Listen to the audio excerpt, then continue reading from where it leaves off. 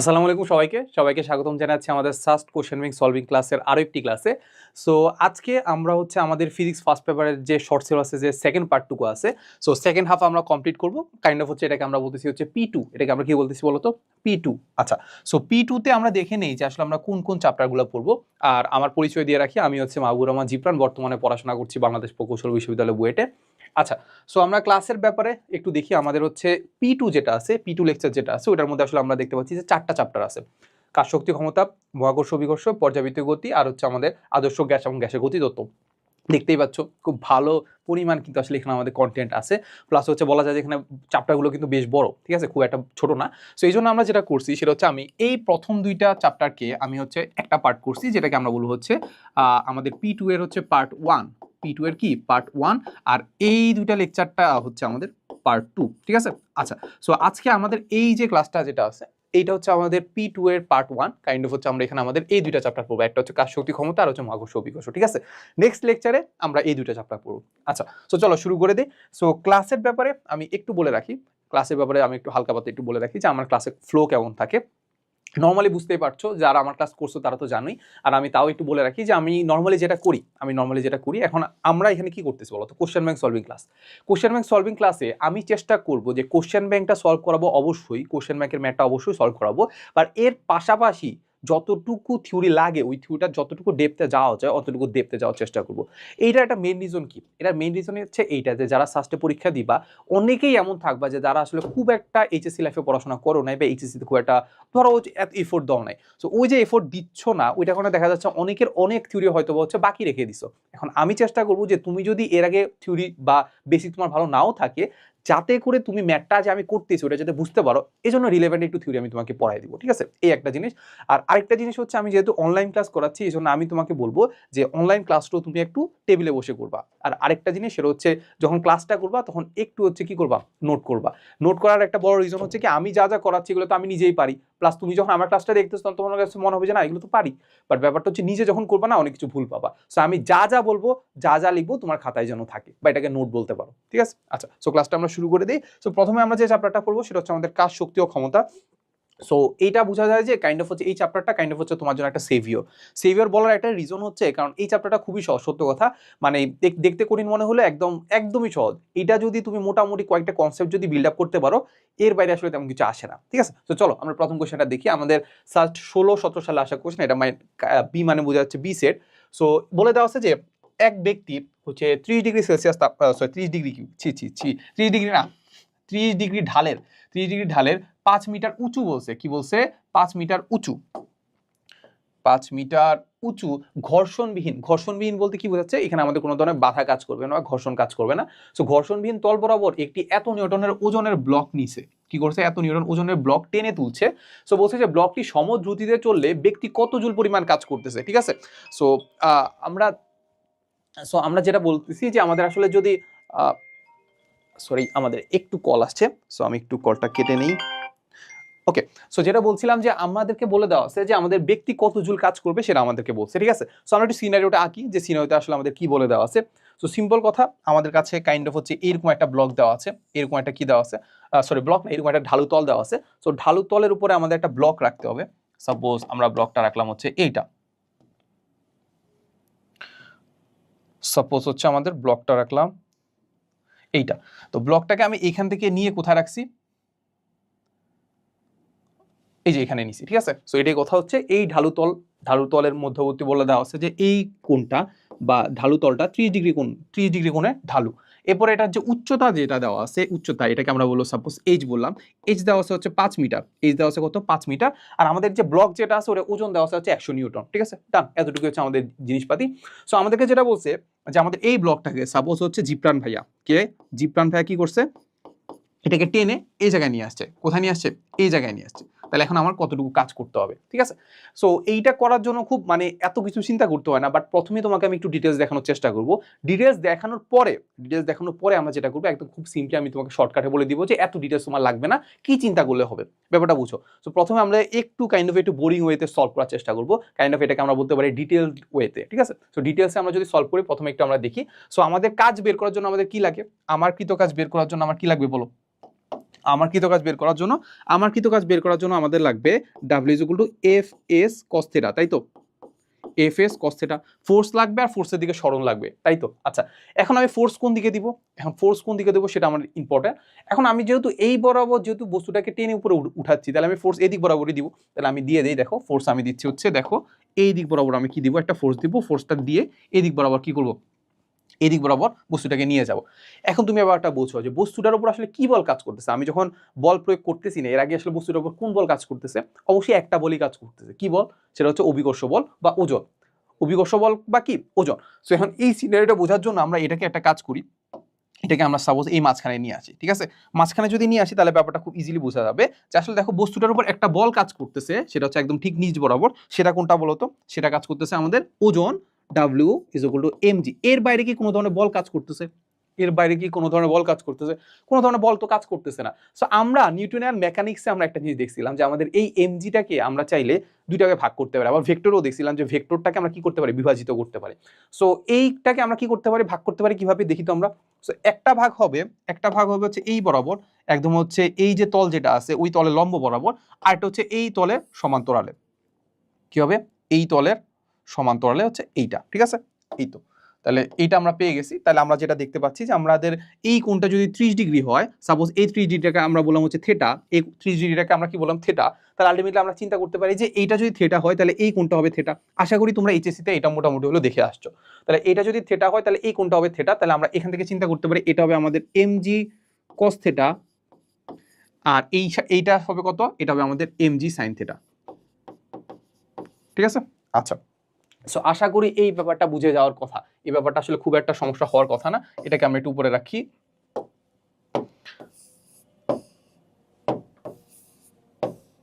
হ্যাঁ, ঠিক আছে, আশা করি এই ব্যাপারটা বুঝে যাওয়ার কথা, ঠিক আছে? তার মানে আলটিমেটলি আমাদের এই বস্তুটার উপর কয়টা বল কাজ করতেছিল? একটা বলই কাজ করতেছিল, সেটা একদম ঠিক নিচ বরাবর এমজি। এই এমজিটাকে আমি দুইটা ভাগে ভাগ করে ফেলছি, সেটা হচ্ছে আমাদের একটা হচ্ছে এমজি কস থিটা, আর একটা হচ্ছে আমাদের কি হচ্ছে MG sine theta. So MG cos theta নিয়ে আমাদের খুব একটা চিন্তা নাই, কারণ এমজি কস থিটার উপর বরাবর আমাদের যে তল আছে ওই তলের লম্ব বরাবর, ওই তলে লম্ব বরাবর একটা বল কাজ করে, সেটাকে আমরা বলি হচ্ছে কি অভিলম্বী প্রতিক্রিয়া বল। সেটাকে আমরা কি বলি? অভিলম্বী প্রতিক্রিয়া বল। আর এই অভিলম্বী প্রতিক্রিয়া বল আর এমজি কস থিটা কিন্তু কাটাকাটি চলে যায়, ঠিক আছে? আচ্ছা, এখন এই অবিলম্বী প্রতিক্রিয়া বলা এমজি কস থিটা যদি আমরা কাটাকাটি চলে যায়, তার মানে আমাদের কাছে এখানে একটা বলই আছে, সেটা হচ্ছে আমাদের এমজি সাইন থিটা। আচ্ছা, সো আমাদের ওই যে আজানের জন্য একটু আমরা ব্রেক নিলাম। সো যেটা বলতেছিলাম যে আমাদের এইখানে আমাদের কাইন্ড অফ হচ্ছে বস্তুটার উপর একটা বলই কাজ করতেছিল, সেটা হচ্ছে আমাদের এমজি। এমজির ক্ষেত্রে আমরা দেখতে পাই যে এখানে আমরা দুইটাকে ভাগ করছি, একটা হচ্ছে এমজি কস থিটা, একটা হচ্ছে আমাদের এমজি সাইন থিটা। এমজি কস থিটার ঠিক বিপরীত দিকে একটা বল কাজ করে, যেটাকে আমরা বলি অভিলম্বী প্রতিক্রিয়া বল, যেটা সারফেস দেয়, মানে এই ঢালু তলটা দিবে। তার আর এমজি কস থিটা সমান, এই কারণে কাটাকাটি চলে যায়। সমান কেন এটা আমরা বুঝতে পারি, কারণ বস্তুটা নর্মালি উপরের দিকে উঠে যায় না, এই বরাবর নিচের দিকেও নেমে যায় না। তাহলে এই বরাবর আসলে কি হচ্ছে, এই বরাবর কি তার কোনো ধরনের অ্যাক্সিলারেশন নাই, কোনো ধরনের গতি নাই। তাহলে এই বরাবর আসলে কি বলা যায় যে আর এমজি মনে হয় সমান, এই জন্য বিপরীত দিকে কাজ করতেছে, কাটাকাটি চলে গেছে, ঠিক আছে? তাহলে এখানে একটা বলই কাজ করতেছে ভাই, কোনটা বলো তো? এখানে একটা বলই কাজ করতেছে, সেটা হচ্ছে আমাদের এমজি সাইন থিটা। কোন দিকে কাজ করতেছে? নিচের দিকে। এই এমজি সাইন থিটাটাই মূলত কি করে, ঢালু তল বরাবর বস্তুটাকে নিচের দিকে নামায় দেয়। কিন্তু আমরা কোন দিকে যেতে চাই? আমরা তো বস্তুটাকে এই বরাবর নিতে চাই ভাই। কোন বরাবর নিতে চাই? এই বরাবর নিতে চাই। তো খুবই সিম্পল কথা, তার মানে আলটিমেটলি আমরা এটা ঠিক বিপরীত দিকে একটা এফ মানে বল প্রয়োগ করব। ঠিক বিপরীত দিকে কি করব? এই যে এফ যেটা আছে না, এই এফ যেটা আছে না, এটা ঠিক আমরা কি করব, বস্তুটা ঠিক বিপরীত দিকে এফ মানে বল প্রয়োগ করব। এই যে ঠিক বিপরীত দিকে এফ মানে বল প্রয়োগ করব, ঠিক আছে? এই হচ্ছে কথা। তাহলে এফ মানে বল কোন দিকে বল প্রয়োগ করব? ঠিক বিপরীত দিকে, ঢালু তল বরাবর ঠিক বিপরীত দিকে এফ মানে বল প্রয়োগ করব। এখন এই যে আমি যে এমজি সাইন থিটা সমান যে বল প্রয়োগ করলাম না, এই কারণে বলতো বস্তুটার উপর লব্ধি বল কত? লব্ধি বল হবে 0। লব্ধি বল যদি 0 হয় তখনই তার কোন ধরনের অ্যাক্সিলারেশন থাকে না। তখনই যদি অ্যাক্সিলারেশন না থাকে তখন আমরা কি বলতে পারি, সে সমদ্রুতিতে যাবে। তাহলে এটাই আমাদেরকে বলে দিচ্ছে সে কি করবে, ব্লকটিকে আমাদের কোথায় কিভাবে নিতে হবে, সমদ্রুতিতে নিতে হবে। তাহলে আলটিমেটলি আমাকে বলো তো আমাদের এফ কত হবে? এফ কত হবে দেখো তো, এই যে এফ হবে আমাদের এমজি সাইন থিটার সমান এবং কি হবে বিপরীত। তাহলে আমাদের ফোর্স কতটুকু প্রয়োগ করতে হবে? MG sine theta. ডান। আচ্ছা, এইবার হচ্ছে ফোর্স তো পেয়ে গেছি, তাহলে এই যে ফোর্স এফ, এফ কত? এফ হচ্ছে আমাদের কত হবে? MG sine theta. এবার বলো সরণ কতটুকু? সরণ কোনটা হবে বলতো? আমি ফোর্স কোন দিকে দিচ্ছি বলতো? এই দিক বরাবর ফোর্স দিচ্ছি। সরণ কোন দিকে হবে? বস্তুটাকে আমি এইখান থেকে কোথায় নিয়ে গেছে? এইখানে। তাহলে সরণ আমি চিন্তা করলাম যে এই এতটুকু, সাপোজ আমরা ধরলাম এক্স, এই এতটুকু ধরলাম আমরা এক্স। এবার আমরা একটু চিন্তা করি যে এই পুরা ত্রিভুজটার কথা যদি আমরা চিন্তা করি, আমাদের কি দেওয়া আছে বলতো, আমাদের দেওয়া আছে উচ্চতা। এখন আমরা দেখার চেষ্টা করবো যে উচ্চতার মাধ্যমে কি আমরা এক্সটা বের করতে পারি কিনা, উচ্চতার মাধ্যমে কি এক্সটা বের করতে পারি কিনা আমরা দেখার চেষ্টা করি। ঠিক আছে, সাপোজ আমি লিখলাম যে sine theta. Sine theta is equal two কি বলতো, sine theta is equal two সাগরে লবণ আছে, লবণ মানে কি এই যে লম্ব এইচ, আছে মানে কি অতিভুজ, অতিভুজ মানে কোনটা যেটা আমরা বের করতে চাচ্ছি এক্স, তাহলে আমরা লিখে ফেলি এক্স। তাহলে এখান থেকে আলটিমেটলি আমরা যেটা দেখতে পাবো যে এইচ ইজ ইকুয়াল টু আমরা পাবো এক্স, সাগরে লবণ আছে, সাগরে লবণ, লবণ হচ্ছে এইটা, আর আছে হচ্ছে আমাদের এইটা। ঠিক আছে, আচ্ছা হ্যাঁ ঠিক আছে ডান। তাহলে আমরা দেখতে পাবো যে এইচ ইজ ইকুয়াল টু আমরা দেখতে পাবো হচ্ছে এক্স সাইন থিটা। ঠিকই আছে, ঠিক আছে, মাঝখানে একটু মনে হলো যে সমস্যা হয়েছে। সো আমরা দেখতে পাচ্ছি যে এইচ ইজ ইকুয়াল টু আমাদের এক্স সাইন থিটা। ডান, আচ্ছা শান, একটু আমরা এখান থেকে রেখে রাখলাম। এরপরে আমরা দেখার চেষ্টা করবো যে আমাদের এখানে আমাদের কি কি লাগতেছে। দেখো তো এখানে আমরা কি কি দিচ্ছি, দেখো আমরা এখানে লিখলাম যে এ ফোর্স যেটা আছে, ফোর্স পেলাম হচ্ছে এমজি সাইন থিটা। স্মরণ কতটুকু বলতো, এই স্মরণ বস্তুটাকে আমি এখান থেকে এখানে নিয়ে গেছি, স্মরণটাকে আমরা ধরে দিচ্ছি এক্স, তাহলে আমরা লিখে ফেললাম এখানে এক্স। আর কি আছে বলতো, এই যে কস থিটা আছে। এবার বলতো কস থিটার মান কত হবে, কস থিটার মান কত হবে চিন্তা করো। ফোর্স কোন দিকে দিচ্ছি, এই দিক বরাবর দিচ্ছি। স্মরণ কত হচ্ছে, স্মরণ কোন দিক বরাবর হচ্ছে, এই দিক বরাবর হচ্ছে। তাহলে আমাদের মধ্যবর্তী কোণ কত ডিগ্রি, 0 ডিগ্রি। তাহলে আমরা বসায় দেই cos 0 ডিগ্রি। cos 0 ডিগ্রির মান কত, cos 0 ডিগ্রির মান হচ্ছে 1। cos 0 ডিগ্রির মান যদি 1 হয়, cos 0 ডিগ্রির মান যদি হয় 1, তাহলে এটাকে আমরা কি বলতে পারি, cos 0 ডিগ্রির মান যদি 1 হয় সেটাকে আমরা বলতে পারি 1। সেটার মান কত হবে, সেটার মান হবে আমাদের 1। তাহলে দেখো আমাদের লিখতে পারি যে mg, এটার মান হচ্ছে 1। তাহলে এখানে আর আমার কিছু লেখা লাগতেছে না, তাহলে এটাকে লিখতে পারি যে mg x sin থিটা। কি লিখতে পারি, x sin থিটা। ঠিক আছে, এবার দেখো x sin থিটা যেগুলো আমরা কি পাইছিলাম h না, তাহলে x sin থিটার মান যদি আমরা h বসাই দিই তাহলে আলটিমেটলি আমরা পাচ্ছি mg ইনটু h। তাহলে আমরা যে কৃত কাজ কি পাচ্ছি বলতো, mg ইনটু h।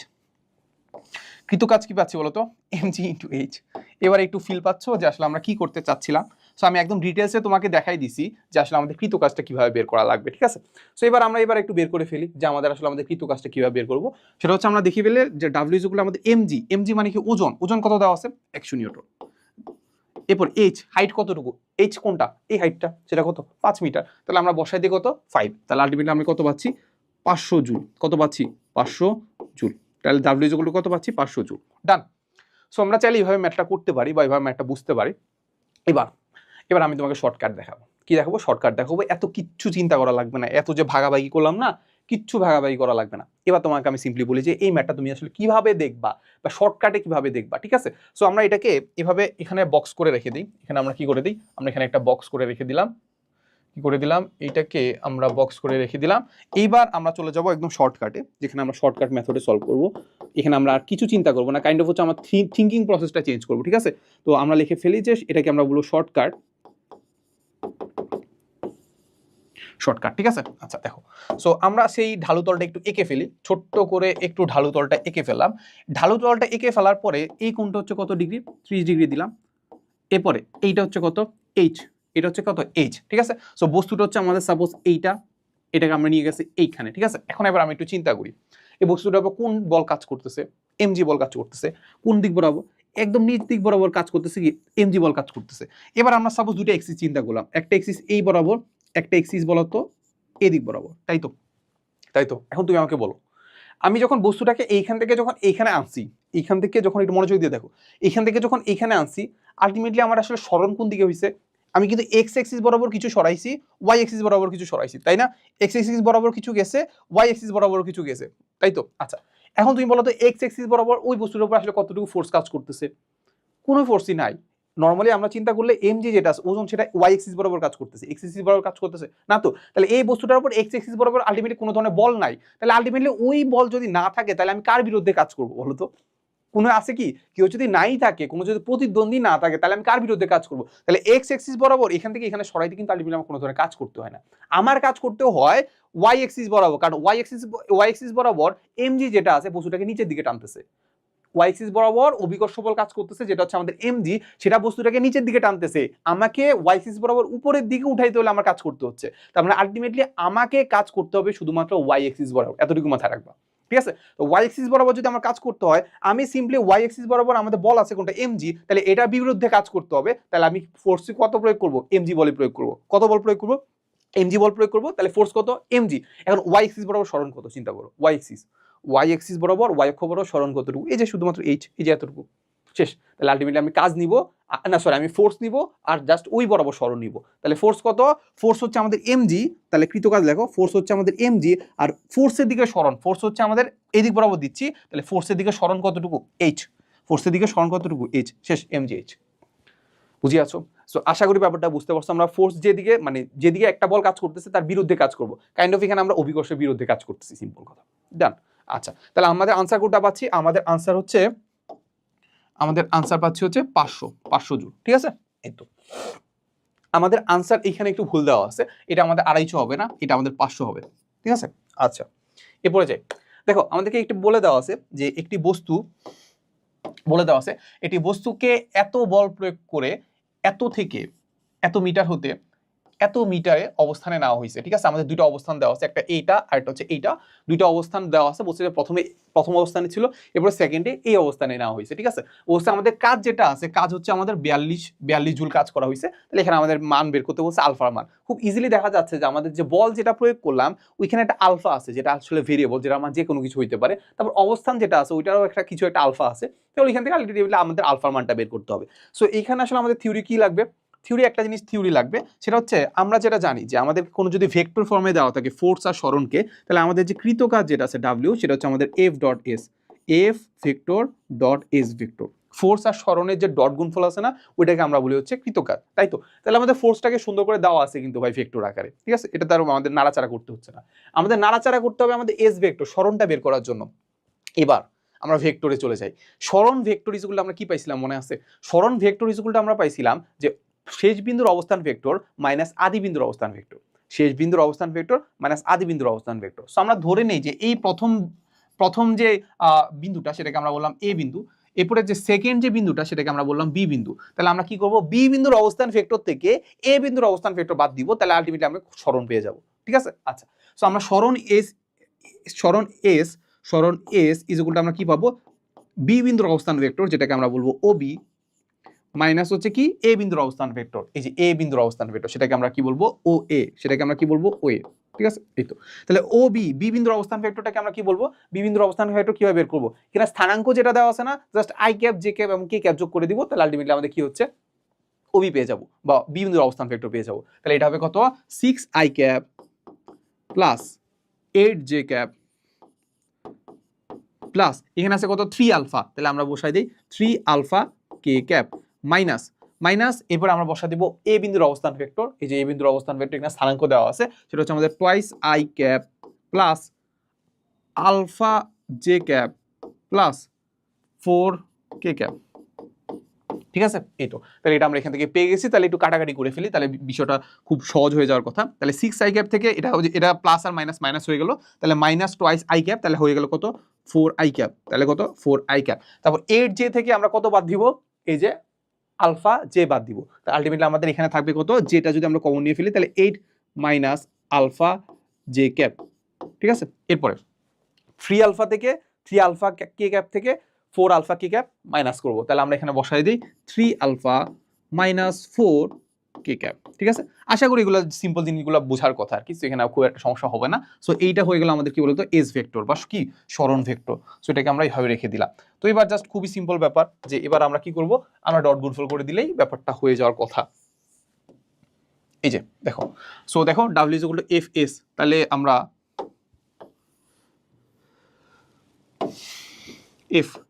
এফটা কত? এফ আমরা দেখতে পাচ্ছি আলফা আই ক্যাপ, তারপর হচ্ছে টুয়াইস জে ক্যাপ, তারপর হচ্ছে 4 কে ক্যাপ, তাই না? হ্যাঁ, ডট হচ্ছে আমাদের এই পার্টটুকু, তাহলে এই পার্টটুকু একটু বড় বড় লাগতেছে। ঠিক আছে, সো আমরা এটাকে একটা কাজ করি, এইটাকে আমরা এই যে এখানে লিখে ফেলি, এন্ড এইটাকে একটু ছোট করতে হবে, নাহলে ব্যাপারটাকে খারাপ দেখা যাচ্ছে।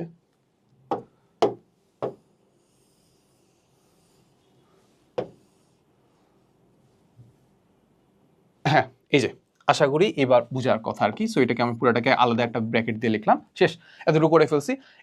এবার আমরা কি করব? আমরা জাস্ট ডট গুণফল করব। ডট গুণফল তো আমরা পারি, আই ক্যাপের সবগুলোকে গুণ করব, জে ক্যাপের সবগুলোকে গুণ করব, কে ক্যাপের সবগুলোকে গুণ করে যোগ করে দেব। তাহলে আই ক্যাপের সহগ হচ্ছে এখানে দেখতে পাচ্ছি আলফা, এরপরে ওইখানে কত আছে? ওইখানে আই ক্যাপের সহগ হচ্ছে আমাদের 4, তাহলে আমরা লিখে ফেলি 4 আলফা।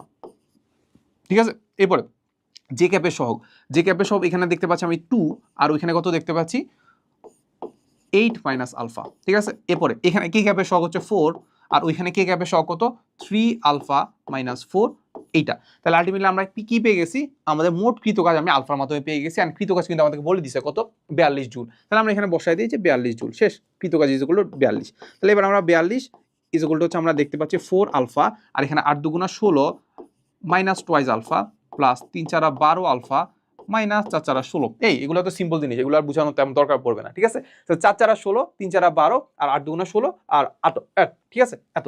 তারপর এখান থেকে আমরা একটা কাজ করতে পারি, আমরা একটা কাজ করে ফেলি। ধরো হচ্ছে আমাদের এখানে 42, তো তারপর এখানে আছে আমাদের 4 আলফা, এখানে আমরা দেখতে পাচ্ছি কি আছে দেখি, এখানে আছে আমাদের 4 আলফা, আর এখানে হচ্ছে আমাদের 2 মাইনাস 2 আলফা, তাহলে কত হচ্ছে 2 আলফা। তাহলে এই পার্টুকুলো পাচ্ছে আমাদের 2 আলফা, তারপর 2 আলফা, আর হচ্ছে আমাদের এখানে কত আছে 12 আলফা, তাহলে কত হচ্ছে 12 আলফা করলে কত পাচ্ছি হচ্ছে 14 আলফা। তাহলে আনসার হচ্ছে মানে থাকবে শুধু 14 আলফা, ঠিক আছে।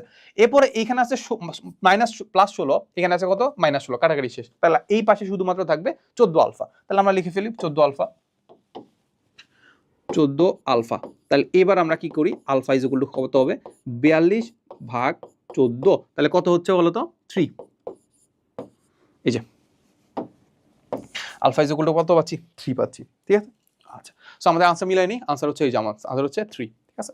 আচ্ছা, সো দেখতে পাচ্ছ যে মানে প্রথম দিকে মনে হইতে পারে যে না অনেক কঠিন, বাট একটু করতে যাওয়া দেখবা যে সহজ হয়ে গেছে ব্যাপারটা। চলো এরপরে দেখি, বলে দেওয়া আছে যে একটি 10 কেজি ভরের বস্তুকে আনুভূমিক তলে, কি দেওয়া আছে আনুভূমিক তলে, এই যে ধরো সাপোজ আমি একটা আনুভূমিক তল এঁকে নেই, সো এই হচ্ছে একটা আনুভূমিক তল, এই হচ্ছে একটা আনুভূমিক তল, 10 কেজি ভরের একটা বস্তু আছে। সো সাপোজ আমি চিন্তা করলাম যে 10 কেজি ভরের বস্তু, 10 কেজি ভর হচ্ছে এইটা, 10 কেজি ভরের বস্তুকে আনুভূমিক তলে 5 মিটার সরাইছি, তাহলে এইখান থেকে বস্তুটাকে আমি কোথায় নিয়ে গেছি, এইখানে নিয়ে গেছি, তাই তো। তাহলে এইখানে নিয়ে গেলাম কত মিটার, 5 মিটার নিয়ে গেছি, 5 মিটার নিয়ে গেছি। তাহলে আমরা এটা হচ্ছে কি আমাদের সরণটা। আচ্ছা, এবারে বলেছে সরল রৈখিক ভাবে একদম এই দিক বরাবর সরলরেখা বরাবর আমি কি করছি সরাইছি। বলছে অভিকর্ষ বল দ্বারা কৃত কাজ কত। খুবই সিম্পল কথা, এখানে অভিকর্ষ বল কোন দিকে কাজ করতেছে বলতো, অভিকর্ষ বল একদম ঠিক এই বরাবর ডাব্লিউ কাজ করতেছে। অভিকর্ষ বল কোন দিক বরাবর কাজ করতেছে, W is equal two MG কাজ করতেছে, তাই তো। আর আমাদের সরণ কোন দিকে হইছে, সরণ হইছে ভাই এই দিক বরাবর, সেটা হচ্ছে আমাদের এস। তাহলে মধ্যবর্তী কোণ কত ডিগ্রি, 90 ডিগ্রি। পেড করতে পারতেছো কত হবে আনসার, খুব ইজি। আমাদের অভিকর্ষ বল দ্বারা কৃত কাজ ডাব্লিউ ইজ ইকুয়াল টু হবে কত, এফ ইন্টু এস কত কস থেটা, ঠিক আছে। আবার ফোর্স হচ্ছে আমাদের এমজি, সরণ হচ্ছে আমাদের কত 5 মিটার, কস কত ডিগ্রি বলো, কস কত ডিগ্রি, কস হচ্ছে মধ্যবর্তী কোণ 90 ডিগ্রি, কস 90 ডিগ্রি মান কত, কস 90 ডিগ্রি মান কত 0। সো আলটিমেটলি আমাদের এখানে কৃত কাজ কত হবে 0। বাট আমার দ্বারা কৃত কাজ 0 না, কিন্তু অভিকর্ষ বল দ্বারা কৃত কাজ 0। আমার দ্বারা কৃত কাজ, আমি তো ফোর্স দিচ্ছিলাম হয়তো বা এদিক বরাবর, এদিক বরাবর ফোর্স দিচ্ছিলাম, সো এটা অন্য কনসেপ্ট যে আমি এই দিক বরাবর ফোর্স দিচ্ছিলাম, সরণ এই দিক বরাবর হয়েছে, তাহলে ওই ক্ষেত্রে আমাদের কৃত কাজ হয়েছে। বাট অভিকর্ষ বল কি কোনো কাজ করছে, করে নাই, ঠিক আছে। তো আনসার কত হচ্ছে 0 জুল। ওকে, এরপরে যাই, দেখো আমাদেরকে কি বলে দেওয়া আছে, এবার আমরা একদম 7-8 সালে চলে গেছি, বুঝছো, অনেক আগে, অনেক প্রাচীন কালে চলে গেছি কাইন্ড অফ। সো আমাদের 7-8 সালে একটা কোশ্চেন বলে দেওয়া আছে যে এত নিউটন বল কোন একটা স্প্রিংকে টেনে, আমাদের একটা বল দেওয়া আছে, এত নিউটন বল কোন একটা স্প্রিংকে টেনে 10 সেন্টিমিটার বৃদ্ধি করা হয়েছে। কত সেন্টিমিটার, 10 সেন্টিমিটার বৃদ্ধি করছে। আমাদের বলছে স্প্রিংটিকে যদি আমি 6 সেন্টিমিটার প্রসারিত করি, কত সেন্টিমিটার, 6 সেন্টিমিটার যদি আমি প্রসারিত করি, তাহলে আমাদের কৃত কাজের পরিমাণ কত। এখন স্প্রিংকে প্রসারিত করতে বা সংকুচিত করতে আমার কতটুকু কাজ করতে হয়, সেটা সূত্র কি আমরা জানি, জানি, খুবই সিম্পল কথা।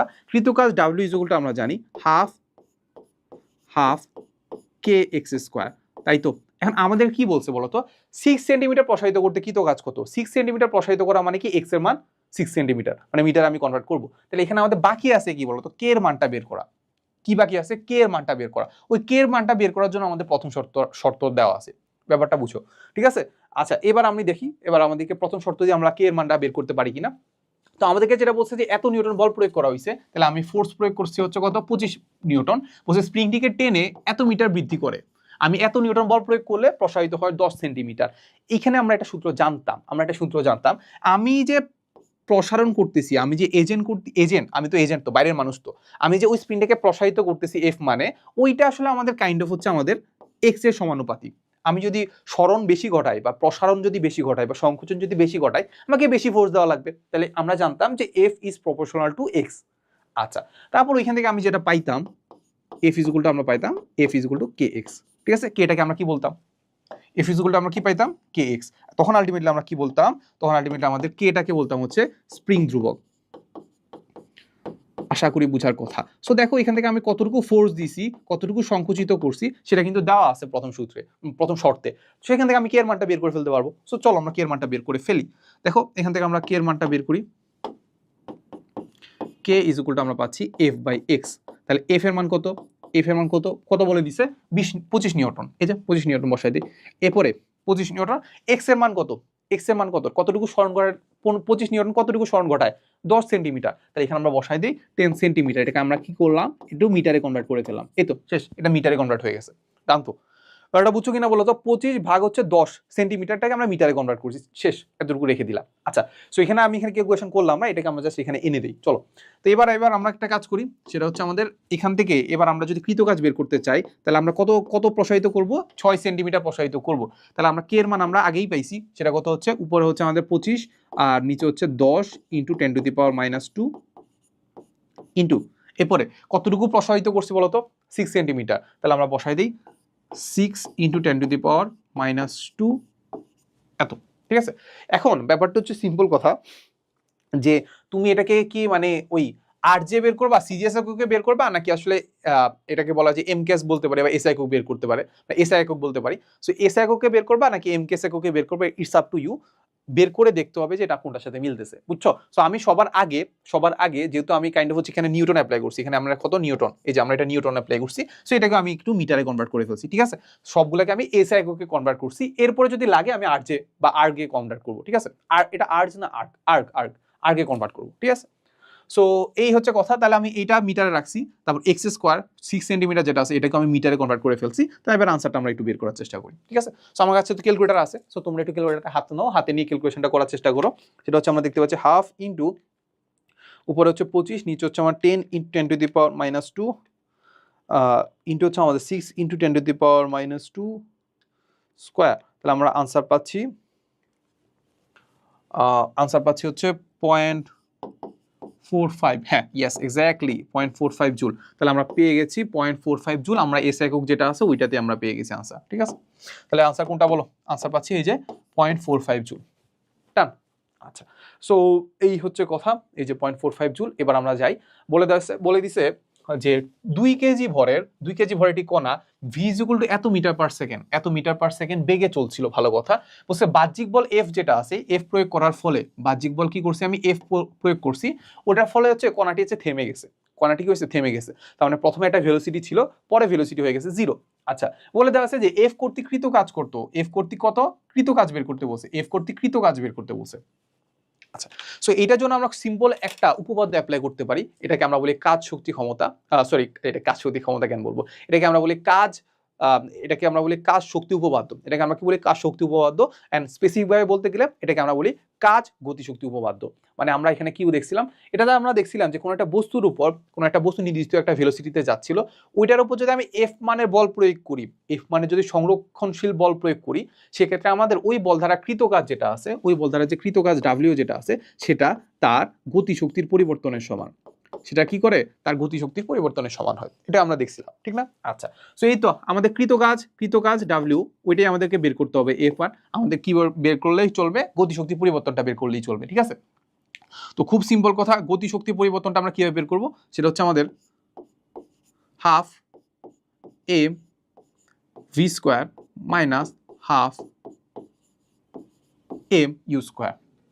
শেষ কিনা বলো, গতিশক্তির পরিবর্তন, সো শেষ গতিশক্তি মাইনাস আদি গতিশক্তি। তাহলে দেখো এখান থেকে আমরা কি কমন নিতে পারি বলতো, এখান থেকে আমরা হাফ এমটা কমন নিতে পারি, হাফ এমটা কমনও নেওয়ার দরকার পড়তেছে না, কারণ আলটিমেটলি আমরা একটা জিনিস জানি কি বলতো, শেষ গতিশক্তি কত, কণাটিকে কি করছে থামাই দিছে, থেমে যদি যায় তাহলে শেষ গতিশক্তি কত, শেষ ভেলোসিটি কত বলো, শেষ ভেলোসিটি 0, শেষ ভেলোসিটি যদি 0 হয় শেষ গতিশক্তি কত হবে 0 হবে, তাই তো। তাহলে এটা যদি এতটুকু হয়ে যায় তাহলে ব্যাপারটা খুব ইজি হয়ে যাচ্ছে, সেটা হচ্ছে আমাদের মাইনাস হাফ এম, এম কত, এম হচ্ছে আমাদের 2, শেষ তো, শেষ, এম হচ্ছে 2 আর এখানে হচ্ছে হাফ হচ্ছে 2, তাহলে আমাদের হাফ হচ্ছে হাফ তো, আর হচ্ছে 2, তাহলে কাটাকাটি যায়।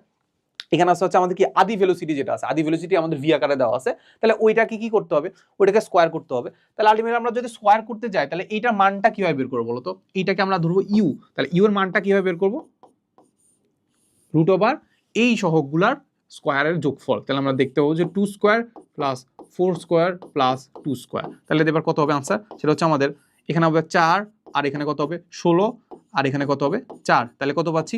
Root over 24। তাহলে ইউ কত পাচ্ছি? 24। তাহলে ইউ স্কোয়ার কত হবে বলো তো? রুট ওভার 24 এর স্কোয়ার। তাহলে কত পাচ্ছি? এখানে 2 2 কাটা থাকলে কত হচ্ছে? -24 জুল। ঠিক আছে, তাহলে আমাদের কৃত কাজ কত পাচ্ছি? কৃত কাজ পাচ্ছি হচ্ছে -24 জুল। ঠিক আছে, আচ্ছা এই তো কাহিনী শেষ। আনসার মিলছে? মিলে নাই, আনসার মিলে নাই, তাই তো? এখানে আমাদের এটা একটা মাইনাস হওয়া উচিত ছিল আর কি। সো সমস্যা নাই, আমরা -24 জুল তো মিলছে, তাই তো? মাইনাস দ্বারা যা বুঝাচ্ছে যে আমি বস্তুটাকে আসলে থামাই দিছি, বস্তুটা কি করতেছে, যে দিকে যাচ্ছিল তার বিরুদ্ধে আমি কাজ করছি, সিম্পল কথা। মাইনাস দ্বারা আসলে আহামরি তেমন কিছু বুঝায় না, ঠিক আছে? এই হচ্ছে কথা। তাহলে আমাদের আনসার কত পাচ্ছি? -24 জুল। সো আমাদের যেহেতু 24 জুল দেওয়া আছে, আমি 24 জুল দাগাই দেব। আচ্ছা, ওকে।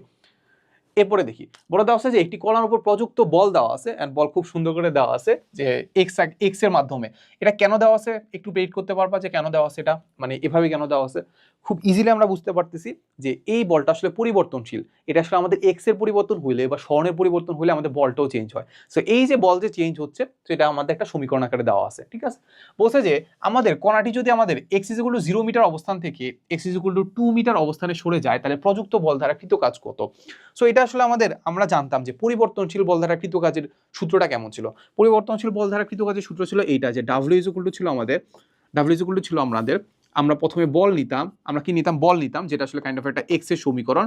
ওইটার সাথে আমরা কি করতাম জানো? ওইটার সাথে আমরা ছোট্ট একটা সরণ নিতাম, ছোট্ট একটা সরণের ডট গুণফল করে দিতাম। ব্যাপারটা বুঝছো? আমরা ফোর্স নিতাম, যেটা আসলে একটা সমীকরণ আছে, ওই সমীকরণের সাথে আমরা ছোট্ট একটা ক্ষুদ্র একটা সরণ নিতাম, ওইটাকে ডট গুণফল করে দিতাম।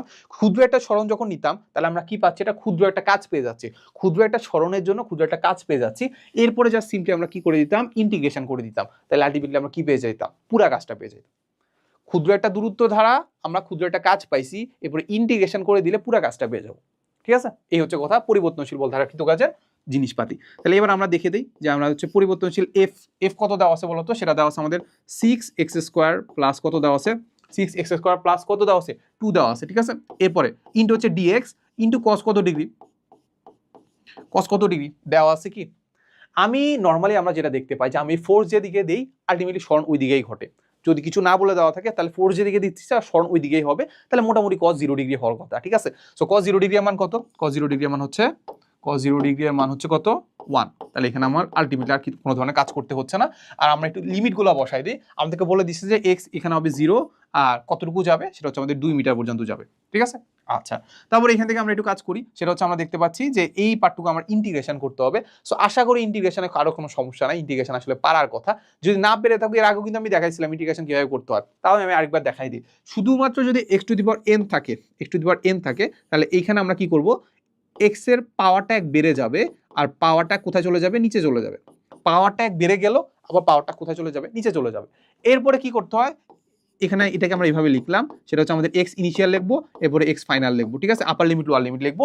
এরপরে x ফাইনালটা বা যে আপার লিমিট যেটা আছে সেটা x এ বসায় দিব, মাইনাস দিয়ে x ইনিশিয়ালটা বসায় দেব, ঠিক আছে? সো এবার আমরা এটা করি, এটা করলে ব্যাপারটা বুঝে যাওয়ার কথা। সেটা হচ্ছে আমাদের এই দুইটাকে কি করতে হবে? ইন্টিগ্রেশন করতে হবে। সো এই দুইটাকে ইন্টিগ্রেশন করা মানে কি? আমাদের 6 যেটা আছে সেটা হচ্ছে একটা ধ্রুবক, ধ্রুবকটা বাইরে চলে আসবে। ধ্রুবকটা কি চলে আসবে? বাইরে চলে আসবে। নরমালি ভাবে থাকলো x² আছে, x² মানে কি? পাওয়ারটা 1 বেড়ে যাবে। পাওয়ার 1 বেড়ে যাওয়া মানে কি? 2 আছে, এখানে হয়ে যাবে 3। 3টা কোথায় চলে যাবে? আবার নিচে চলে যাবে, ঠিক আছে? এই যে দেখো, পাওয়ার বাড়ছে, আবার বাড়া যেটা পাওয়ার ওটা নিচে চলে যাবে, এই তো শেষ। তাহলে আমরা দেখতে পাচ্ছি এই পার্টটুকু আছে এইভাবে। এরপরে প্লাস এখানে আছে কত? এখানে আছে 2, শুধুমাত্র 2 কে ইন্টিগ্রেশন করলে কিভাবে হবে? 2 এর সাথে কি আছে চিন্তা করা যায়? 2 এর সাথে কি আসে চিন্তা করা যায়? x⁴ চিন্তা করা যায় না? x⁴ মানে কত? 1। তো আলটিমেটলি আমাদের 2 × 1 2ই তো, তাই তো? তাহলে 2 এর সাথে আমরা চিন্তা করতে পারি x⁴, তাহলে এবার x⁴ যদি 0 হয়, তাহলে এইবার তো খুবই সহজ না? যে আমরা 2টা তো বাইরে চলে আসছে, তারপর এখানে চিন্তা করতে পারি যে x এর উপর পাওয়ার 0, তাহলে 1 বেড়ে যাওয়া মানে কি? এটা হয়ে যাবে 1, আবার 1টা আবার নিচে চলে যাবে, তাহলে 1 নিচে চলে যাওয়া মানে কি? লিখা না লিখা একই কথা। তাহলে এখানে হবে কত? শুধুমাত্র টুয়াইস x, ঠিক আছে? এবার আমরা একটু লিমিটগুলো বসাই দিই। কি করে দেই? লিমিটগুলো বসাই দিই কোথায় হবে? 0 থেকে 2 পর্যন্ত, ঠিক আছে? আচ্ছা, এবার এখান থেকে আমরা একটু কাটাকাটি করে ফেলি, ঠিক আছে? কোনটা? এটা কাটাকাটি করে ফেলে হবে 2। ডান। তাহলে এবার আমরা একটু মানগুলো বসাই দিই। কি করে দেই? মানগুলো বসাই দিই। সেখানে আলটিমেটলি আমাদের এখানে আছে আমাদের 2x, x এর জায়গায় বসাবো 2, তাহলে এখানে আমরা বসাই দিই 2³ প্লাস 2 ইন্টু এক্স, এক্স এর মান কত 2, মাইনাস কত হবে চিন্তা করো তো। এবার আমরা বসাবো 0, এক্স এখানে 0 বসালে পুরোটা 0 হয়ে গেল, এক্স এখানে 0 বসালে এটাও 0 হয়ে গেল, তাহলে এই পাশ থাকবে 0।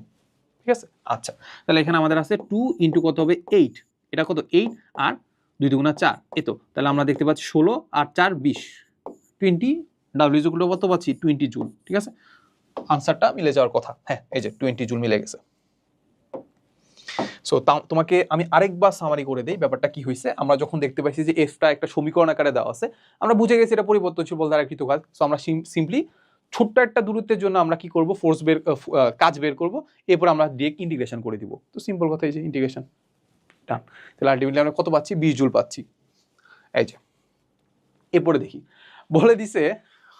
বলে দিছে 40 কিলোমিটার পার আওয়ার বেগে চলন্ত একটি গাড়ির গতিশক্তি দেওয়া আছে এত জুল।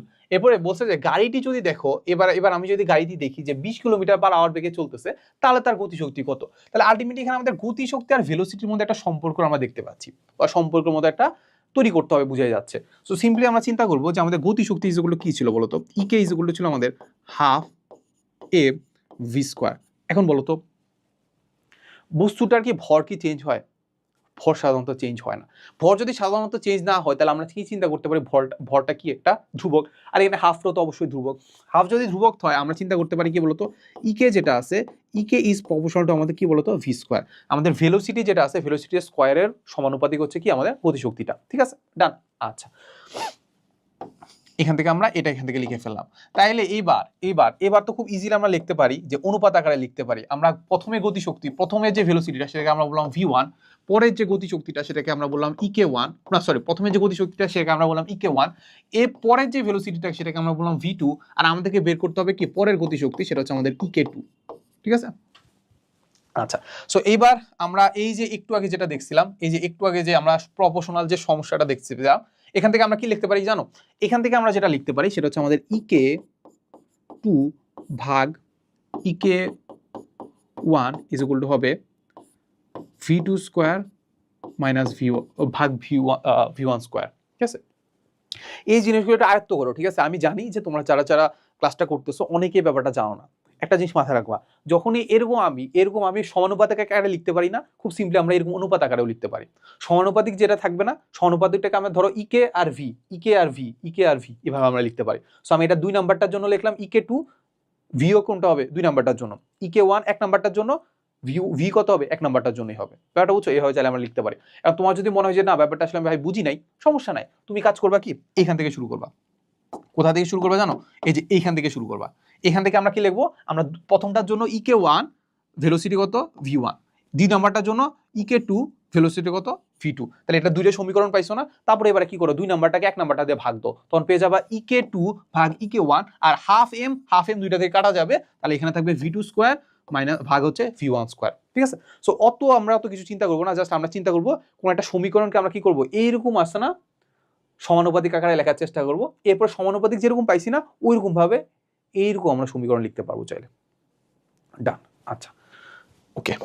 এবার এখান থেকে আমরা যেটা দেখতে পাবো যে আমাদের ek2 আমরা আবার লিখে ফেলি, না লেখার দরকার নাই, এটাকে আমরা এখানে নিয়ে আসছি। ওকে, সো আমাদেরকে যদি আমরা চিন্তা করি যে পরের যে গতিশক্তিটা সেটাই তো বের করতে হবে, সেটা হচ্ছে আমি লিখে দিলাম। 1 নাম্বার যে গতিশক্তিটা সেটা কত দেখতে পাচ্ছি, সেটা হচ্ছে আমাদের 2 × 10⁵। তারপর এই যে আমরা যেটা স্কয়ার আকারে লিখছি না, এটাকে আমরা দুইটাকে এরকম ভাবে কমন নিতে পারি স্কয়ারটাকে, সেটাকে আমরা উপরে চিন্তা করতে পারি v2 কত দেখতে পাচ্ছি, v2 দেখতে পাচ্ছি 20, আর v1 কত দেখতে পাচ্ছি 40, আর স্কয়ারটা তো আমরা কমন নিয়ে ফেলছি। এই তো এখন ভাই তোমার মনে হইতে পারে যে ভাই এটা তো কিলোমিটার পার আওয়ারে দেওয়া, কি দেওয়া আছে কিলোমিটার পার আওয়ারে দেওয়া, এটা মিটার পার সেকেন্ডে নিলেন না কেন? দেখো যখনই আলটিমেটলি আমরা এইরকম একটা অনুপাতে লিখে ফেলছি, অনুপাত যখন থাকে তাহলে আলটিমেটলি আমাদের এখানে আসলে এককগুলা চেঞ্জ করা লাগে না। দুইটা যদি একই এককে থাকে তাহলে কাটাকাটি চলে যায়, সিম্পল কথা। আর তোমার যদি মনে হয় তুমি এটাকে করতে পারো যে এই যে 20 যেটা আছে 20টাকে মিটার পার সেকেন্ডে কনভার্ট করো, এটার জন্য কি করতে হবে বলো তো, 1000 দিয়ে গুণ করতে হবে, তাহলে মিটার হয়ে গেছে। এরপর কিলোমিটার পার আওয়ারের জন্য 3600 দিয়ে গুণ করতে হবে, ভাগ দিতে হবে। তাহলে এইটাকেও সেম কাজ করছো, এইটাকেও সেম কাজ করছো, আলটিমেটলি কাটাকাটি চলে যাবে না, অনুপাত আকারে লেখা যায়, কাটাকাটি চলে যাবে, করে দেখতে পারো, একই আসবে, ঠিক আছে। সো এখান থেকে আমি তোমাকে আরেকটা শর্টকাট বলে রাখি যে আমাদের সাপোজ আমাদের ভেলোসিটি আছে, আমাদের ভেলোসিটি আছে, সেটা কিসে আছে, কিলোমিটার পার আওয়ারে আছে, কিলোমিটার পার আওয়ারে আছে। এইটাকে যদি যদি তুমি 3.6 দ্বারা ভাগ দিয়ে দাও তাহলে এটা কিসে চলে যাবে জানো, মিটার পার সেকেন্ডে চলে যাবে। সো এটা একটু শর্টকাট আকারে লিখে রাখতে পারো যে তোমাকে কোনো একটা ভেলোসিটি দেওয়া আছে কিলোমিটার পার আওয়ারে, ওটাকে 3.6 দ্বারা ভাগ দিলে ওটা ডিরেক্ট মিটার পার সেকেন্ডে চলে যাবে, ঠিক আছে। সো যাই হোক, সো এটাকে 3.6 দ্বারা ভাগ দিবা, এটাকেও 3.6 দ্বারা ভাগ দিবা, কাটাকাটি তো চলে যাবে, তাই তো। সো এবার দেখো এই পাশ থেকে আমি জাস্ট সিম্পলি চিন্তা করবো, এবার আমরা EK2 বের করবো। এটার জন্য আমাদের এটা কাটা গেলে খাবে কত, হাফ, তাহলে এটা হবে আমাদের হাফ স্কোয়ার ইন্টু হচ্ছে আমাদের কত 2 × 10⁵। তাহলে এটা একটু ক্যালকুলেশন করো, ক্যালকুলেশন করলেই আনসারটা পেয়ে যাওয়ার কথা। সো এই তো, সো দেখো এখান থেকে আমরা চাইলে একটু পেড করতে পারি যে আনসারটা কেমন হওয়া উচিত আর কি। ক্যালকুলেটার দিয়ে তো আমরা অবশ্যই ক্যালকুলেটার ইউজ করতে পারবো, সো এখানে খুব একটা সমস্যা হওয়ার কথা না, তাও আমরা একটু পেড করার চেষ্টা করি। দেখো এটা মানে কত, 1/4, আর এখানে কত আছে, এখানে আছে কত, এখানে আছে 2 × সামথিং, 2 × কত সামথিং, তাহলে 2 × 10⁵ আছে। তাহলে এবার দেখো এটাকে আমরা চিন্তা করতে পারি, এবার 2কে আমি 4 দ্বারা ভাগ দিব, তাই তো, এই পার্টটুকু করলে এই পার্টটুকু করলাম, এই পার্টটুকু করলাম, তাহলে আমি 2কে 4 দ্বারা ভাগ দিলে তাহলে আলটিমেটলি আমাদের দশমিক দিয়ে 0 আসলো, এরপরে 4 × 5 = 20, শেষ। তাহলে 0.5, তাহলে 0.5 × 10⁵ একক কি, জুল। এই যে দেখো 0.5 × 10⁵ জুল, দেখছো কত ইজি। এই যে আনসার মিলে গেছে। এখন এইখানে আমাদের কাইন্ড অফ সিমিলার টাইপের একটা ম্যাথ দেওয়া আছে যে এত কিলোমিটার বেগে চলো, তো এটি গাড়ির গতিশক্তি দেওয়া আছে, গাড়িটি যখন এত কিলোমিটার বেগে চলে তখন তার গতিশক্তি কত। এক্স্যাক্টলি আনসার তো সেমই আসার কথা, মানে এক্স্যাক্টলি আনসার কত আসার কথা, 0.5 × 10⁵। তাহলে আনসার আসবে কোনটা বলো তো, আনসার আসবে এইটা, ঠিক আছে। দেখি কেন আসছে, নিজেরা চিন্তা করো, নিজেরা চিন্তা করলে বুঝতে পারবা। সেম টাইপের ম্যাথ, বাট অপশনগুলো একটু ডিফারেন্ট। এটা আসছে আমাদের 15-16 সালে, আর ওইটা আসছে 24-25-এ, দেখছো, মানে রিপিট করে, কিন্তু একদম হুবহু রিপিট করে, ঠিক আছে। সো চলো এবার দেখি, এবার কাইন্ড অফ হচ্ছে আমাদের আমরা ওই যে দেখছিলাম না যে উপরে গতিশক্তি নিচে গতিশক্তি, উপরে বিভব নিচে বিভব যে ব্যাপারগুলো ছিল, সো ওইগুলো দেখার চেষ্টা করবো। কোনো একটা বস্তুকে আমি যদি ফেলে দেই, পরন্ত বস্তু যে ব্যাপারটা আছে না, ওই পরন্ত বস্তুর ব্যাপারটা আমরা দেখবো, ঠিক আছে। সো এখানে হ্যাঁ ঠিক আছে, চলো। সো আমাদেরকে বলে দিছে, দেখো একটি বস্তুকে নির্দিষ্ট উচ্চতা থেকে ফেলে দেওয়া হলো। সো নির্দিষ্ট একটা উচ্চতা থেকে ফেলে দিছে, তখন যে বলছে যে ভূমি হতে 5 মিটার উঁচুতে, ভূমি হতে কি বলছে 5 মিটার উঁচুতে গতিশক্তি যেটা আছে বিভব শক্তির 4 গুণ হবে। গতিশক্তি যেটা আছে কি বলতো, বিভব শক্তির 4 গুণ হবে। তাহলে বলছে যে এম উচ্চতা থেকে বস্তুটিকে ফেলে দেওয়া হয়েছিল, ঠিক আছে। আমাদেরকে বলছে যে কত মিটার উচ্চতা হতে বস্তুটিকে ফেলে দেওয়া হয়েছিল, কাইন্ড অফ যে নির্দিষ্ট উচ্চতা যেটা আছে না এইচ, এটা আমাদেরকে বের করতে বলছে, ঠিক আছে। সো প্রথমে তোমাকে আমি একটু ডিটেলসে দেখাবো, প্রথমে একটা ডিটেলস ওয়েতে দেখাবো, এরপর তোমাকে একটা শর্টকাট বলে দিব, এরপর শর্টকাট দিয়ে হুবহু সবকিছু করে ফেলতে পারবা, ঠিক আছে। তো সবার আগে আমরা একটু ডিটেলস দেখবো, সবার আগে কি দেখবো, আমরা একটু ডিটেলস দেখবো। সেটা হচ্ছে এই একটা কি দেওয়া আছে, একটা ভূমি দেওয়া আছে। সো ভূমিতে থেকে আমি বস্তুটাকে একটা নির্দিষ্ট উচ্চতা থেকে ফেলে দিলাম, কি করলাম, একটা নির্দিষ্ট উচ্চতা থেকে ফেলে দিলাম, ধরো সাপোজ এটা এইচ উচ্চতা থেকে ফেলে দিলাম। এরপর আমাকে যেটা বলিয়াছে যে এইটা যখন ভূমি থেকে এক্স মিটার যেটা এক্স ইজ ইকুয়াল টু দেওয়া আছে কত 5 মিটার, যখন 5 মিটার উচ্চতায় আছে তখন আলটিমেটলি আমাদের এই যে শর্ত যেটা আছে গতিশক্তি সেটা বিভব শক্তির 4 গুণ হবে, এটা আমাদেরকে বলে দিছে। সো এবার আমরা একটু গতিশক্তি আর বিভব শক্তিটা বের করার চেষ্টা করি। খুব সিম্পল কথা, আমাকে বলো তো এই যে উচ্চতায় আছে তার মোট শক্তি কত, এখানে মোট শক্তি কত, মোট শক্তি হচ্ছে আমাদের বিভব শক্তি, সেটা হচ্ছে আমাদের কত mgh। মোট শক্তি কত বলো তো এখানে তার mgh। আর গতিশক্তি কি আছে, গতিশক্তি নাই। সো গতিশক্তি যেহেতু নাই, কারণ সে তো আসলে কাইন্ড অফ আমি জাস্ট ছেড়ে দিয়েছি, ওইখানে তো তার কোনো ধরনের ভেলোসিটি ছিল না, তাহলে ওইখানে তো আর যদি গতিশক্তি না থাকে তাহলে পুরোটাই বিভব শক্তিটাই, পুরো বিভব শক্তিটাই তার কি মোট শক্তি।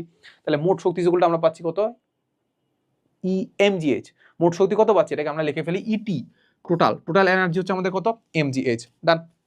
আচ্ছা, সে যখন এইখানে আসছে তার মোট শক্তি কত, বলো তো এখানে মোট শক্তি কত, এইখানেও মোট শক্তি কত হবে mgh এর সমান হবে কিনা বলো, এখানেও মোট শক্তি কত হবে mgh এর সমান হবে কিনা, অবশ্যই সমান হবে, কারণ আমরা তো জানি যে শক্তির আসলে কি হয় না, ধ্বংস হয় না, সৃষ্টি হয় না। তাহলে সে এইখানে প্লাস এইখানে মোট শক্তি সমানই হবে। তাহলে এবার চিন্তা করি, এবার চিন্তা করি যে সে যখন এই পয়েন্টে আসছে যেখানে x = 5 মিটার, তখন আলটিমেটলি আমাদেরকে এই শর্তটা পূরণ করতে হবে। তাহলে ওইখানে এসে তার পটেনশিয়াল এনার্জি বা বিভব শক্তি কত হবে? নরমালি mgx হবে। mgx হবে না বলো তো? x মিটার ভূমি থেকে উপরে আসে, x মিটার ভূমি থেকে উপরে থাকলে তার আসলে বিভব শক্তি কত? mgx। ওকে, তাও মানে ওইখানে আমি কি করতে পারি বলতো? ওইখানে যে কাইনেটিক এনার্জিটা সেটা আমরা কিভাবে বের করে ফেলতে পারি? সেটা বের করে ফেলতে পারি ই টোটাল থেকে যদি আমি ইপি বাদ দেই, তাহলেই তো আসলে আলটিমেটলি আমরা ই কাইনেটিক পেয়ে যাচ্ছি। এভাবে ব্যাপারটা বুঝো।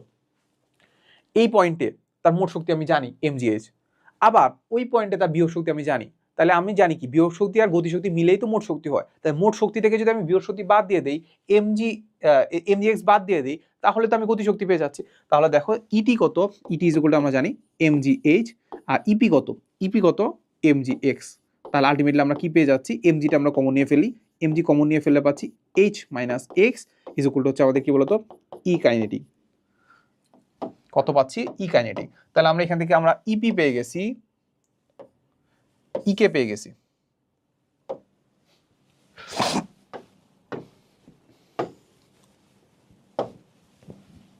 ঠিক আছে, ওকে।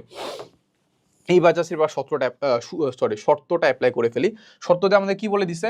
যে শর্ততে আমাদেরকে বলে দিছে যে গতি শক্তি যেটা আছে সেটা হচ্ছে আমাদের কি বলতো? গতি শক্তি যেটা আছে, ই কাইনেটিক যেটা আছে, সেটা আমাদের বিভব শক্তির 4 গুণ, মানে 4 ইপি, বিভব শক্তির 4 গুণ। ঠিক আছে, আচ্ছা। তাহলে এবার কাইনেটিকটা বসাই ফেলি, সেটা হচ্ছে আমাদের mgh - x is equal two হচ্ছে আমাদের 4 ইপি। ইপি কত হবে? ইপি দেখতে পাচ্ছি mgx। ঠিক আছে, ওকে। তাহলে এখান থেকে আমরা কাটাকাটি কি দিতে পারি বলতো? আমাদের mg কাটা। তাহলে এবার বাকি জিনিসগুলো তো আসলে পারার কথা, বাকি জিনিসগুলো কি পারার কথা। দেখো আমরা দেখতে পাচ্ছি h ইজ ইকুয়াল টু পাচ্ছি h - x is equal two দেখতে পাচ্ছি 4x। তাহলে h ইজ ইকুয়াল টু দেখতে পাচ্ছি 4x প্লাস কত হবে? x। তাহলে কত পাচ্ছি? 5x। তাহলে 5x মানে কত? 5 × x। x কত? x হচ্ছে আমাদের 5। তাহলে আনসার হবে কত?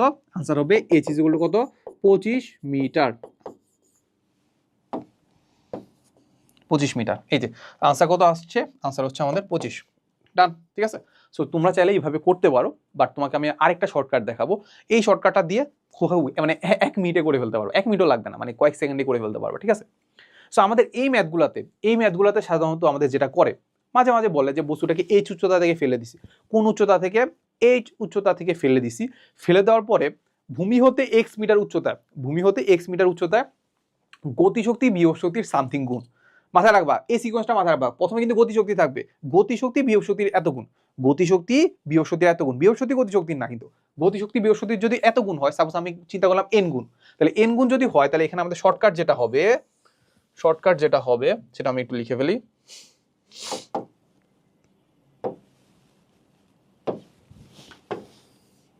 শর্টকাট কি হবে? শর্টকাটটা হবে আমাদের ওই যে x মিটার উচ্চতায় বললাম না, সো আমি চিন্তা করবো যে x মিটার উচ্চতায় আমাদের গতিশক্তি বিভব শক্তির n গুণ হবে। তাহলে x ইজ ইকুয়াল টু হবে আমাদের h ভাগ n - 1, সরি n মাইনাস না, এটা হবে আমাদের n + 1। সো এটা একটু কাইন্ডলি একটু মুখস্থ করে নিবা, যে আমরা চিন্তা করতে পারি যে কোন x উচ্চতায়, ভূমি হতে x উচ্চতায় কোন একটা বস্তুকে h উচ্চতা থেকে ফেলে দিলাম, কোন উচ্চতা থেকে? h উচ্চতা থেকে ফেলে দিলাম। তারপর সেটা ভূমি হতে x মিটার উচ্চতায়, তার গতিশক্তি বিভব শক্তি n গুণ হবে, তার গতিশক্তি কি বিভব শক্তি n গুণ হবে। ঠিক আছে, সো এইটাকে আমরা লিখে রাখি, কি বলতো? শর্টকাট বা ট্রিক্স।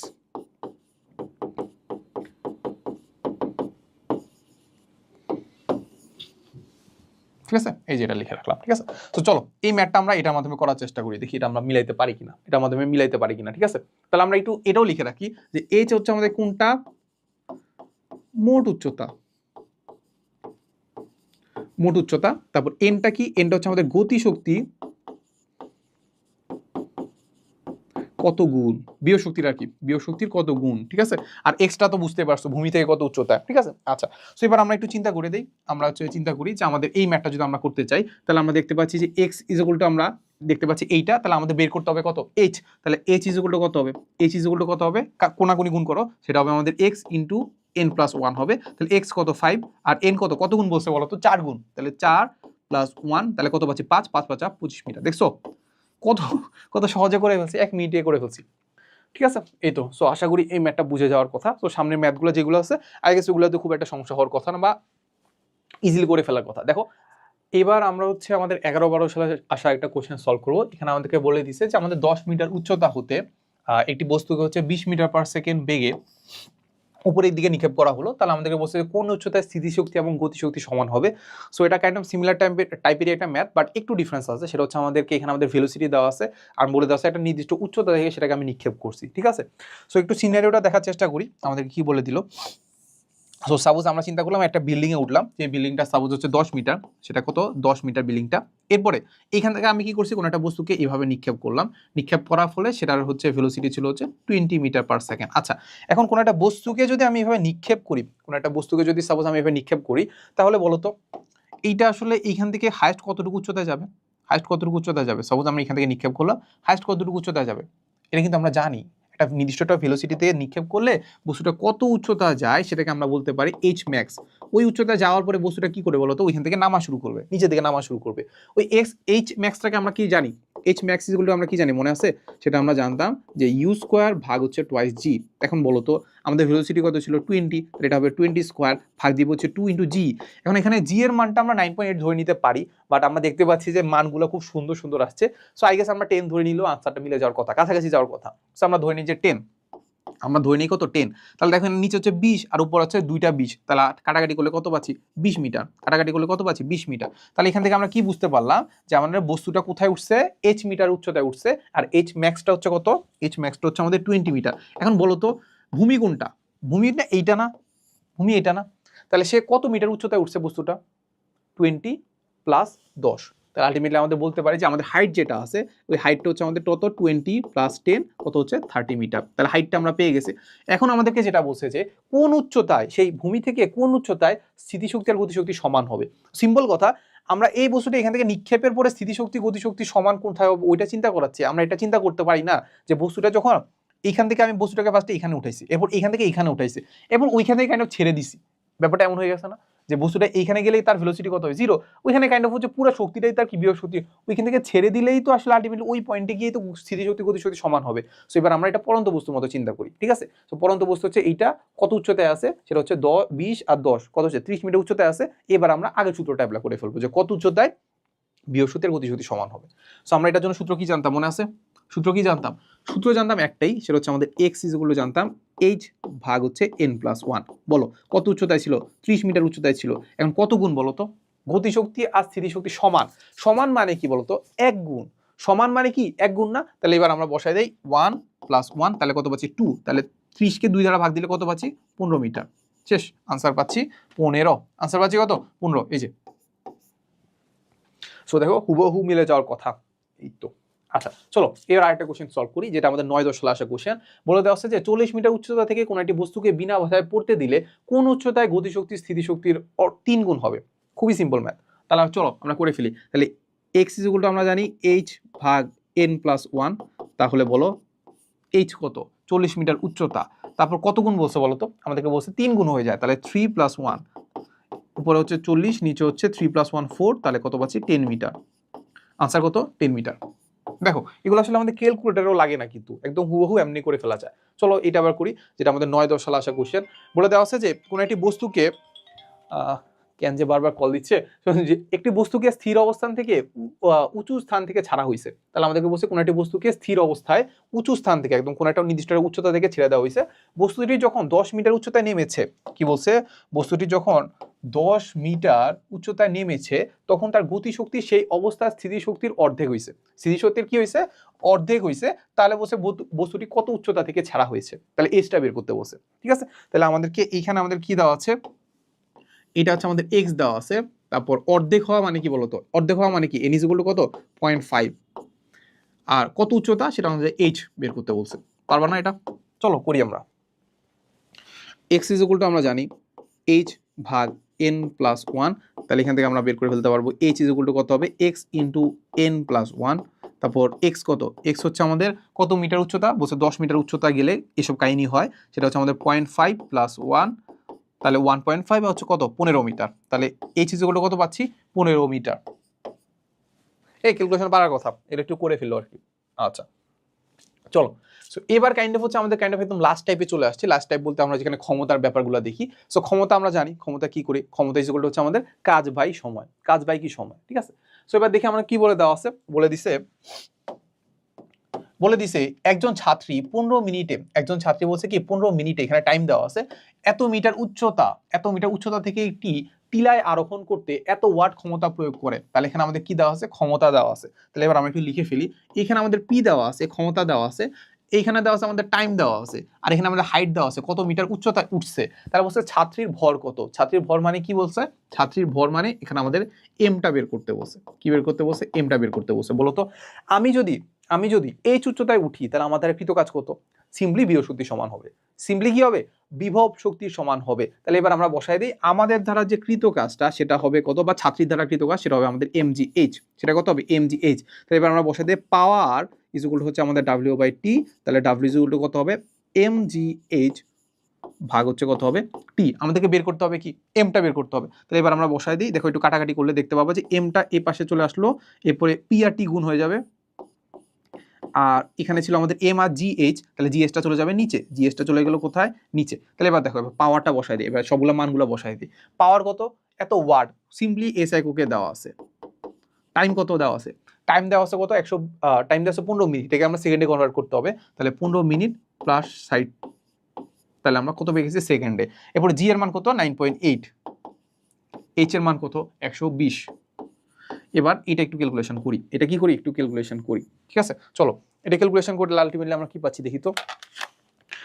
উপরে হচ্ছে আমাদের 65.3 ইন্টু হচ্ছে 15 ইন্টু 60 হচ্ছে 9.8 ইন্টু হচ্ছে 120, তাহলে আনসার পাচ্ছি আমরা এরকম কিছু একটা আনসার পাচ্ছি আমাদের 49.97 কেজি। তাহলে এইটা কাইন্ড অফ হচ্ছে আমাদের, এটাকে আমরা অ্যাপ্রক্সিমেটলি আমরা কত বলতে পারি, অ্যাপ্রক্সিমেটলি আমরা বলতে পারি 50 কেজি। তাহলে এবার আমরা আনসারটা একটু মিলাই, আনসারটা হবে আমাদের এই যে, আনসারটা হবে আমাদের এক নাম্বারটা, সেটা হচ্ছে আমাদের 50 কেজি, ঠিক আছে। সো এই যে আনসার মিলে গেল। এরপরে আমরা এইটা দেখব, এইটা হচ্ছে আমাদের এই যে বলে দিছে যে 100 কেজি ভরা একটি ব্যক্তি 20 কেজি বোঝা নিয়ে এত মিনিটে, কত মিনিটে 9.8 মিনিটে 100 মিটার উঁচু একটি পাহাড়ে আরোহণ করছে। তাহলে ওই ব্যক্তির ক্ষমতা কত, ওয়াটে বের করতে হবে। বলো এটা কত easy. P is equal to কত হবে বলো, w/t, w কত হবে আমাদের mgh ভাগ হচ্ছে কত হবে টি হবে। দেখো এবার এম এর মান বসাই দিই, এম কত, সে নিজে উঠছে, বোঝাটাকে উঠাইছে, এইটা একটা তার নিজের ভর, এটা বোঝার ভর। তাহলে মোট ভর কত, মোট ভর হচ্ছে 120, তাহলে আমরা বসাই দিই 120। এরপরে জি এর মান কত 9.8, এইচ এর মান কত, কতটুকু উপরে উঠছে বলো তো 100 মিটার, তাহলে এখানে আমরা বসাই দিলাম 100। তারপর টাইম কত, টাইম বলে দিছে কত, টাইম বলে দিছে 9.8 মিনিট, তাহলে 9.8 মিনিট তো এটাকে সেকেন্ডে কনভার্ট করতে হবে না, 60 দ্বারা গুণ করে দিলাম, 60 দ্বারা গুণ করে দিলাম, তাহলে কি হয়ে গেছে সেকেন্ডে কনভার্ট হয়ে গেছে, তাই শেষ। এবার তো আমরা ওয়াটে পেয়ে যাওয়ার কথা। সো ওয়াটে পেয়ে জন্য আলটিমেটলি আমাদের ক্যালকুলেটরও লাগবে না, সেটা হচ্ছে আমাদের 9.8 কাটা, তারপর এইটা যদি আমরা এটা কেটে ফেলি তাহলে এটা হবে কত 2। তাহলে এবার 2 আর 100 মিলে কত হবে 200, তাহলে পি ইজ ইকুয়াল টু কত হবে 200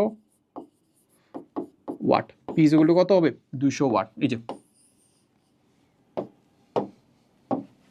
তাহলে এই যে 200 ওয়াট, ঠিক আছে এটা। আচ্ছা সো মোটামুটি আমরা কাজ শক্তি ক্ষমতা শেষ করে ফেলছি। সো আজকের লেকচারটা আমার, যদিও আমি ফার্স্টে বলছিলাম যে আমরা আসলে দুইটা চ্যাপ্টার পড়বো, একটা হচ্ছে মহাকর্ষ আর হচ্ছে কাজ শক্তি ক্ষমতা, বাট আজকে আমার একটু কাজ আছে, সো এই কারণে আসলে আমরা জাস্ট এই পার্ট 1-এ আমরা একটা লেকচারই কমপ্লিট করবো, একটা চ্যাপ্টারই কমপ্লিট করবো, সেটা হচ্ছে কাজ শক্তি ক্ষমতা। আমরা নেক্সট লেকচার যেটা আছে কাইন্ড অফ হচ্ছে P2, সো আমরা একটু ঠিক করে দেই আমাদের যে P2 যেটা আছে, এই যে এইটা, এই যে আমরা P2-তেই আলটিমেটলি আমরা বলা যায় যে এটাকে, সরি আমি একটু লিখে ফেলি, এই যে এইটা হচ্ছে আমাদের এই যে 1 নাম্বার যেটা আছে সেটা হচ্ছে আমাদের পার্ট 1, এরপর এই 2 আর 3 যেটা আছে, 2, 3, 4 যেটা আছে ওইটা আলটিমেটলি আমরা পার্ট 2-তে কমপ্লিট করব, ঠিক আছে। সো আশা করা যায় এই সিকোয়েন্সটাই থাকবে আর কি। সো এই তো, সো দেখা হবে নেক্সট লেকচারে। আসসালামু আলাইকুম সবাইকে।